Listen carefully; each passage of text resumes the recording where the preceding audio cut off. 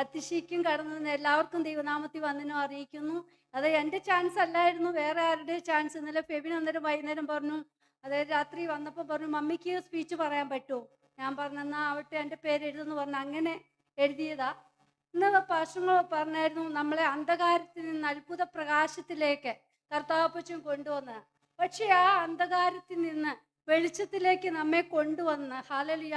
അതുകൊണ്ട് നമ്മളുടെ ആരാധന എങ്ങനെയായിരിക്കണം, നമ്മൾ എപ്രകാരം ആരാധിക്കണം, അതായത് ഞാൻ എഴുതി വച്ചിരിക്കുന്ന ആരാധനയിൽ നമുക്കെന്താ നിറവുണ്ടാകണം. അത് അപ്പോസ്തല പ്രവൃത്തിയുടെ പുസ്തകം 2-ാം അധ്യായത്തിൽ നാം വായിക്കുന്നുണ്ട്. 2-ാം അധ്യായം 2 മുതലുള്ള വാക്യത്തിൽ, അതായത് 1 മുതലുള്ള വാക്യത്തിൽ കാണാൻ കഴിയുന്നുണ്ട്.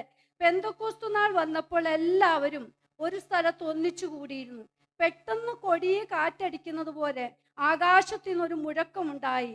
അവർ ഇരുന്നിരുന്ന വീട് മുഴുവനും നിറച്ചു. അഗ്നിജ്വാല പോലെ പിളർന്നിരിക്കുന്ന നാവുകൾ അവർക്ക് പ്രത്യക്ഷമായി. അവരിൽ ഓരോരുത്തന്റെ മേൽ പതിഞ്ഞു. എല്ലാവരും പരിശുദ്ധാത്മാവ് നിറഞ്ഞവരായി.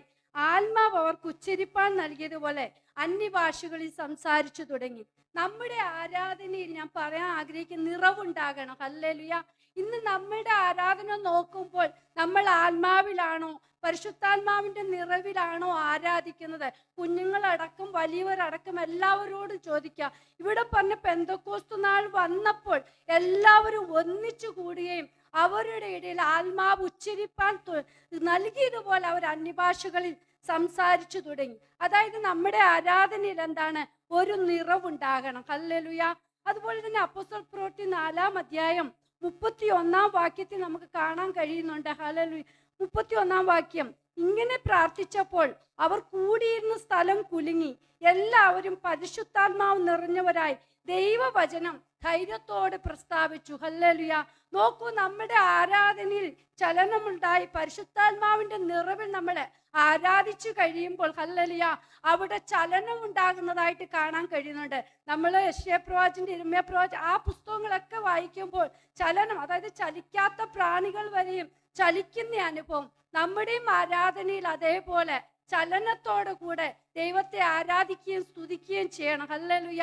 ഇന്നത്തെ ആരാധന നോക്കുമ്പോൾ നമ്മുടെ ഒരു ഹല്ലേലൂയ വല്ലാത്ത അവസ്ഥയിലൂടെ കടന്നു പോകുമ്പോൾ, ഇന്ന് പറഞ്ഞല്ലോ നമ്മൾ പെന്തക്കോസ്തുകാരെന്ന് പേരുണ്ടെങ്കിലും വേണ്ടുന്നത് പോലെയാണോ നമ്മൾ ആരാധിക്കുന്നത്? ദൈവത്തെ നമ്മൾ അറിഞ്ഞതുപോലെ നമ്മളെല്ലാം പണ്ടൊക്കെ ഞങ്ങൾ മർത്തോമയിൽ നിന്ന് വന്ന ഞങ്ങൾക്ക് ഇവിടുത്തെ, എനിക്ക് കൂടുതലും അറിയാവുന്ന ഇവിടുത്തെ ആരാധനയെ കുറിച്ച് മാത്രമേ അറിയത്തുള്ളൂ. നാട്ടിൽ പോയാലും ആകെ ഒരു സൺഡേ ആയിരിക്കും നമ്മൾ കൂടുന്നത്. കൂടുതലും ഇവിടുത്തെ ആരാധന പിന്നെ പറഞ്ഞു കേട്ട ആ ഒരു ഇതേ ഉള്ളൂ. 2 മണി 3 മണി വരെ പണ്ടുള്ള അപ്പച്ചന്മാരും അമ്മച്ചിമാരെയൊക്കെ ആരാധിച്ചിരുന്നു. സമയങ്ങൾ പോകുന്നതൊന്നും അറിഞ്ഞില്ലെന്ന്. ഇന്ന് നമ്മൾ ഒരു 12:45 ആവുമ്പം വരെയും നമ്മൾ സമയം നോക്കുക, എപ്പോഴാ തീരുന്നേ, എപ്പോഴാ നമ്മൾ ആരാധനയ്ക്ക് എത്രമാത്രമാണ് സമയം കളയുന്നത്. അതായത് വചനങ്ങളായാലും കേൾക്കുവാൻ വേണ്ടി മാത്രം എത്ര സമയം നമ്മൾ കൊടുക്കുന്നു. ഇവിടെ പറയുന്നുണ്ടാ, ആരാധനയിൽ നമ്മൾ ആരാധിച്ച് നമ്മൾക്ക് നിറവുണ്ടാകുന്നത് മൂലം ആ ചലനം നമ്മൾ അനുഭവിച്ച് നമ്മുടെ ജീവിതത്തിൽ നിന്ന് അനുഭവിച്ച് വേണം നമ്മൾ ഒരു ആരാധനയ്ക്ക് വരുമ്പോൾ നമ്മൾ കടന്നു പോകുവാൻ. ഹല്ലേലൂയ.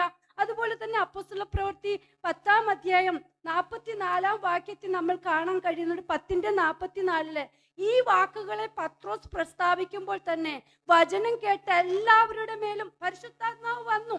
ഇന്ന് വചനം കേട്ട് ഇന്ന് പാസ്റ്ററാണെങ്കിൽ കുറേയേറെ വാക്യങ്ങൾ എടുത്ത് പറഞ്ഞെങ്കിലും ഹല്ലേലൂയ ആ വാക്യം കേൾക്കുന്നവർ എത്ര പേരുണ്ട്, അതൊന്ന് എടുത്ത് വായിക്കുന്നവർ എത്ര പേരുണ്ട്? ഇവിടെ പറഞ്ഞ എന്താ? പരിശുദ്ധാത്മാവ്, അതായത് വചനം കേട്ടവരുടെ മേലെ പരിശുദ്ധാത്മാവ് വന്നു. നമ്മുടെ ജീവിതത്തിൽ അന്നത്തെ പോലെ കാര്യങ്ങൾ അനുഭവിക്കണം, നമ്മളത് മനസ്സിലാക്കണം. അന്ന് നടന്നതുപോലെ ഇന്നും നടക്കും. പക്ഷേ നമ്മളുടെ വിശ്വാസത്തിന്റെ കുറവോ ആ ആത്മീയ തീഷ്ണതയുടെ കുറവ് കൊണ്ടാണ് നമുക്കിതൊന്നും പ്രാപിച്ചെടുക്കുവാൻ കഴിയാത്തത്. ഹല്ലേലൂയ. ഇത് നമ്മുടെ ജീവിതത്തിൽ നമ്മളൊന്ന് ദൈവത്തിന്റെ സന്നിധി ഒന്ന് സമർപ്പിക്കുമ്പോൾ, അപ്പന്റെ സന്നിധിയിലേക്ക് നമ്മളൊന്ന് ഏൽപ്പിച്ചു കൊടുക്കുമ്പോൾ, കുഞ്ഞുങ്ങളടക്കം വലിയവർ അടക്കം എല്ലാവർക്കും ഈ വചനം കേൾക്കുമ്പോൾ പരിശുദ്ധാത്മാവിന്റെ ശക്തി, ഒരു ഹല്ലേലൂയായോ ഒരു സ്തോത്രവും ഒന്ന് പറയുന്നതുകൊണ്ട് ഒരു കുഴപ്പവും വരത്തില്ല. ഇന്ന് എല്ലാവരും എന്താ ഒന്ന് ഹല്ലേലൂയ സ്തോത്രവും പറയുവാൻ എല്ലാവരും അടക്കി വെച്ചുകൊണ്ടിരിക്കുന്ന അവസ്ഥ. പക്ഷെ അതൊക്കെ ഒന്ന് നമ്മുടെ ജീവിതത്തിൽ നിന്ന് നമ്മൾ മാറ്റിയെടുത്തെങ്കിൽ മാത്രമേ ഇനിയുള്ള ഈ തലമുറകളായാലും അവരൊന്ന് ദൈവത്തെ ആരാധിക്കുവാനായാലും സ്തുതിക്കുവാനായാലും അവര് ഹല്ലേലൂയ ഒരു അതായത് ലജ്ജ കൂടാതെ ആ ഹല്ലേലൂയ പറയണമെങ്കിൽ ഹല്ലേലൂയ നമ്മൾ മാതൃകയാക്കി കാണിച്ചു കൊടുത്തെങ്കിൽ മാത്രമേ അതൊക്കത്തുള്ളൂ. നമ്മൾ തെസ്സലോനിക്ക ലേഖനത്തിൽ വായിക്കുന്നുള്ളൂ, അമ്മയിലും അവരുടെ വല്യമ്മ ഹല്ലേലൂയയിലും ഉണ്ടായിരുന്നു, അതായത് ഓഫീസിലൊക്കെ ഉണ്ടായിരുന്നത് പോലെ അതുപോലെ നമ്മുടെ ജീവിതത്തില് നമ്മൾ അപ്പനെ ആരാധിക്കുവാണെങ്കിലും സ്തുതിക്കുവാണെങ്കിലും ആ സ്തുതി സ്തോത്രങ്ങൾ അർപ്പിക്കുമ്പോൾ നമ്മുടെ കുഞ്ഞുങ്ങളും അതുപോലെ അപ്പനെ ആരാധിക്കുന്നവരായി വചനം കേട്ട് പരിശുദ്ധാത്മാവിൽ ആരാധിക്കുന്നവരായി തീരണം. ഹല്ലേലൂയ. അടുത്തതായിട്ട് ഞാൻ പറയാൻ ആഗ്രഹിക്കുന്നത് നമ്മുടെ ആരാധന എങ്ങനെയുള്ളതായിരിക്കണമെന്ന. അതാ റോമർക്കെഴുതിയ ലേഖനം 12-ാം അധ്യായം 1-2 വാക്യത്തിൽ പറയുന്നുണ്ട്, സഹോദരന്മാരെ, ഞാൻ ദൈവത്തിന്റെ മനസ്സരി ഓർപ്പിച്ച് നിങ്ങളെ പ്രബോധിപ്പിക്കുന്നത്, നിങ്ങൾ ബുദ്ധിയുള്ള ആരാധനയായി നിങ്ങളുടെ ശരീരങ്ങളെ ജീവനും വിശുദ്ധിയും ദൈവത്തിന് പ്രസാദമുള്ള യാഗമായി സമർപ്പിപ്പീൻ. ഈ ലോകത്തിന് അനുരൂപമാകാതെ നന്മയും പ്രസാദവും പൂർണ്ണതയുമുള്ള ദൈവഗീതം ഇന്നതെന്ന് തിരിച്ചറിവിൻ. ഹല്ലേലൂയ. നോക്കൂ, നമ്മുടെ ആരാധന ബുദ്ധിയുള്ള ആരാധനയായിരിക്കണം. ഹല്ലേലൂയ. നമ്മൾ പഠിച്ചതനുസരിച്ചല്ല, നമ്മൾ നമ്മുടെ ഉള്ളിന്റെ ഉള്ളിൽ നിന്ന് കർത്താവിനെ ഹല്ലേലൂയ ആരാധിക്കുന്നവരായി പറഞ്ഞിരിക്കുന്നത്. ദൈവത്തിന് പ്രസാദമുള്ള ആരാധന നമ്മൾ കഴിക്കണം. ഹല്ലേലൂയ. ജീവനും വിശുദ്ധിയുള്ള ദൈവത്തിന് ആരാധന കഴിക്കുന്നവരായിരിക്കണം. ഇന്ന് നമ്മൾ ഹല്ലേലൂയ പല രീതിയിലും എന്താ വന്നില്ലെങ്കിൽ എന്തോ പറയും, അല്ലെങ്കിൽ ചോദിക്കത്തില്ലയോ എന്നുള്ള ആ അർത്ഥത്തിൽ വരുന്നവരുണ്ട്. അല്ല, നമ്മൾ അപ്പച്ചന്റെ സന്നിധി കടന്നു വന്നിരിക്കുമ്പോൾ അപ്പനെ ആരാധിക്കണം. എൻ്റെ അപ്പച്ചന് പ്രസാദമുള്ള യാഗം ഇന്ന് എനിക്ക് അർപ്പിക്കണമെന്നുള്ള ആ ഒരു ഉദ്ദേശത്തോടു കൂടെ ദൈവത്തിന്റെ സന്നിധി കടന്നു വരുവാണെങ്കിൽ അപ്പനിൽ നിന്ന് പ്രാപിക്കേണ്ടത് പ്രാപിച്ചു കടന്നു പോകുവാൻ നമുക്കിടയായിത്തീരും. ഹല്ലേലൂയ. നമ്മുടെ ആരാധന പല വിധത്തിലുള്ള മാറ്റങ്ങൾ കൊണ്ടുവന്നെങ്കിൽ മാത്രമേ നമുക്ക് ഹല്ലേലൂയ ആ ഒരു ആത്മീയ സാന്നിധ്യം ഹല്ലേലൂയ അനുഭവിച്ച് കടന്നു പോകാൻ ഒക്കത്തുള്ളൂ. അല്ലെങ്കിൽ എന്തോ ആകട്ടെന്നുള്ള ആ രീതിയിൽ വന്നാൽ ഒന്നും പ്രാപിച്ചെടുക്കുവാൻ കഴിയത്തില്ല. വെറുതെ പാർശ്വൂടെ പ്രസംഗിക്കും, കൊച്ചുകൾ എല്ലാവരും ഇവിടെ പാട്ടുപാടിയും ആരാധിക്കും, ഇതിലൊന്നും നമുക്കൊന്നും അനുഭവിക്കാക്കത്തില്ല. പക്ഷെ നാം നമ്മെ തന്നെ അപ്പന്റെ സന്നിധിയിലേക്കൊന്ന് സമർപ്പിക്കുവാണെങ്കിൽ, അപ്പ എന്നോട് സംസാരിക്കണം. അപ്പന്റെ സന്നിധി വെറുതെ നമ്മൾ 2-3 മണിക്കൂർ കടന്നു വന്നിട്ട് അതേപോലെ കടന്നു പോകുവാനല്ല അപ്പൻ ആഗ്രഹിക്കുന്നത്. വന്നതിന്റെ ആ ഫലം നമുക്ക് അനുഭവിക്കണം. ഈ ദിവസങ്ങൾ ഇവിടെ പറഞ്ഞെന്താ? ദൈവത്തിന് പ്രസാദമുള്ള യാഗം. ഹല്ലേലൂയ. ഈ ദിവസങ്ങളിൽ അപ്പന് നമുക്ക് പ്രസാദമുള്ള യാഗമാണോ സമർപ്പിക്കുന്നത്? നാം തന്നെ ഒന്ന് ചിന്തിച്ചു നോക്കുക. അപ്പന് പ്രസാദമുള്ള യാഗമായി ഈ ദിവസങ്ങളിൽ സമർപ്പിക്കുവാൻ നമുക്കിടയായി തീരണം. ഹല്ലേലൂയ. അതുപോലെ തന്നെ ദൈവത്തിന് ആരാധന കൊടുക്കുന്നവരായിരിക്കണം. ഇതെല്ലാം നമ്മുടെ ജീവിതത്തിൽ നാം അനുഭവിച്ചറിയിക്കുമ്പോൾ അപ്പച്ചന് തക്ക മഹത്വം കൊടുക്കുവാൻ നമുക്കിടയായി തീരും. 29-ാം സങ്കീർത്തനം 1-2 വാക്യത്തിൽ പറയുന്നുണ്ട്, ദൈവപുത്രന്മാരെ യഹോവയ്ക്ക് കൊടുപ്പീൻ, യഹോവയ്ക്ക് മഹത്വവും ശക്തിയും കൊടുപ്പീൻ, യഹോവയ്ക്ക് അവരുടെ നാമത്തിന് മഹത്വം കൊടുപ്പീൻ. ഹല്ലേലൂയ. ഇന്ന് എത്രമാത്രം കൈയടിച്ചു പാടുവാൻ പറഞ്ഞാലും നമ്മുടെ സഭയിൽ ഹല്ലേലൂയ കൈ കെട്ടിയിരിക്കുന്ന ആൾക്കാരുണ്ട്. ഹല്ലേലൂയ. ഞാൻ ഈ ദിവസങ്ങളിൽ അത് ഒത്തിരി ഓർക്കുവായിരുന്നു. അച്ഛൻ്റെ കൈ ഇങ്ങനെ കെട്ടി ഇങ്ങനെ വെച്ചേക്കുവായിട്ട് ഹല്ലേലൂയ അടിക്കാൻ. പക്ഷേ നാം അതാണ് ചിന്തിക്കേണ്ടത്. കൈ അടിക്കുവാൻ നമുക്ക് ഹല്ലേലൂയ ആകുമ്പോൾ നമ്മൾ കൈ കൊട്ടി ആരാധിക്കുന്നവരായിരിക്കണം. അല്ലാത്തവർക്ക് അത് സാധിക്കത്തില്ല. ഇന്ന് എത്ര ആരാധിച്ചാലും അതേപോലെ കൈകെട്ടിയിരിക്കുന്ന ആൾക്കാരുണ്ട്. കുഞ്ഞുങ്ങളടക്കം വലിയവർ ഹല്ലേലൂയ അങ്ങനെ ഇരിക്കുന്നു. അല്ല, ഇവിടെ നോക്കൂ പറഞ്ഞിരിക്കുന്ന ദൈവപുത്രന്മാരെ യഹോവയ്ക്ക് കൊടുപ്പീൻ, യഹോവയ്ക്ക് മഹത്വവും ശക്തിയും. നമ്മളെ കൊണ്ട് ആവുന്നിടത്ത് നമ്മൾ ദൈവത്തിന് മഹത്വം കൊടുക്കണം, സ്തുതിസ്തോത്രങ്ങൾ അർപ്പിക്കണം. നമ്മൾ ഇവിടെയല്ലേ അടങ്ങിയിരിക്കുന്നത്. വെളിയിൽ ഇറങ്ങുമ്പോൾ നമ്മുടെ ആവാജ് എത്രമാത്രമാണ്. ഹല്ലേലൂയ. ഇന്നൊരു ഹല്ലേലൂയ പറ, സ്തോത്രം പറയാന്ന് പറഞ്ഞല്ല നമ്മൾ പറയെടുക്കുക ചെയ്യണ്ടേ. നമ്മുടെ ഉള്ളിന്റെ ഉള്ളിൽ നിന്ന് ഹല്ലേലൂയ യഹോവയ്ക്ക് മഹത്വം കൊടുക്കുന്നവരായി ശക്തി കൊടുക്കുന്നവരായി തീരണം. അതാ പറഞ്ഞത്, യഹോവയ്ക്ക് അവന്റെ നാമത്തിന്റെ മഹത്വം കൊടുപ്പിൻ. ഹല്ലേലൂയ. ഈ ദൈവത്തിനുള്ള മഹത്വം എല്ലാം കൊടുക്കുമ്പോൾ ഹല്ലേലൂയ സങ്കീർത്തനം 17-2 പറയുന്നുണ്ട്, ഹല്ലേലൂയ എനിക്കുള്ള വിധി നിന്റെ സന്നിധിയിൽ നിന്ന് വരും. ഹല്ലേലൂയ. ഈ ദിവസങ്ങളിൽ നമ്മൾ ആത്മാർത്ഥമായി സ്തുതി സ്തോത്രങ്ങൾ അർപ്പിക്കുമ്പോൾ, കർത്താവിന് മഹത്വം കൊടുക്കുമ്പോൾ കർത്താവിന്റെ സാന്നിധ്യം നമുക്ക് അനുഭവിക്കുവാൻ ഇടയായിത്തീരും. ഹല്ലേലൂയ. പറയുന്നെന്താ? എനിക്കുള്ള വിധി നിന്റെ സന്നിധിയിൽ നിന്ന് വരും. ഹല്ലേലൂയ. അടുത്തതായിട്ട് നോക്കൂ, ആരാധനയിൽ ദൈവം നമ്മോട് സംസാരിക്കണം. അതായത് വചനത്തിൽ കൂടി നമ്മോട് സംസാരിക്കണം. ഇന്ന് വെറുതെ ദേവദാസ് ഒരു വചനം പറഞ്ഞെങ്കിൽ അങ്ങനെ പറഞ്ഞു പോകുമല്ല, ആ വചനം നമ്മുടെ ഉള്ളിൽ അത് സംസാരിക്കുന്നതായിട്ട് തീരണം. ഹല്ലേലൂയ. 22-ാം സങ്കീർത്തനം 29-ാം വാക്യത്തിൽ പറഞ്ഞുണ്ട്, ഭൂമിയിൽ പുഷ്ടിയുള്ളവരൊക്കെയും ഭക്ഷിച്ചാരാധിക്കും. ഹല്ലേലൂയ.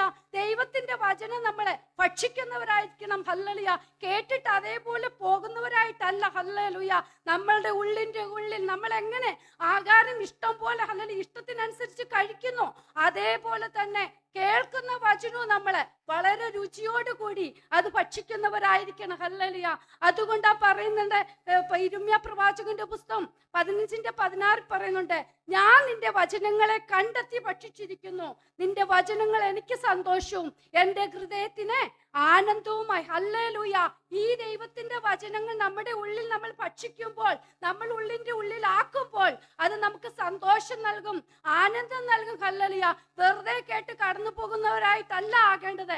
കേൾക്കുന്ന വചനങ്ങൾ അത് ഉള്ളിന്റെ ഉള്ളിലാക്കുവാൻ ഈ ദിനങ്ങളിൽ ശ്രമിക്കണം. ഹല്ലേലൂയ. അതായത് വചനം പറയുമ്പോൾ അങ്ങോട്ടും ഇങ്ങോട്ടും നോക്കിയിരുന്നാൽ നമുക്കൊന്നും പ്രാപിപ്പാൻ കഴിയത്തില്ല. വെറുതെ വന്നു കേട്ടു അങ്ങനെ പോയെന്ന് മാത്രമേ ഉള്ളൂ. അല്ല, വചനം നമ്മുടെ ഉള്ളിന്റെ ഉള്ളിലാക്കുവാൻ ഈ ദിനങ്ങളിൽ നമ്മളെ ശ്രദ്ധിക്കുന്നവരായിരിക്കണം. ഹല്ലേലൂയ.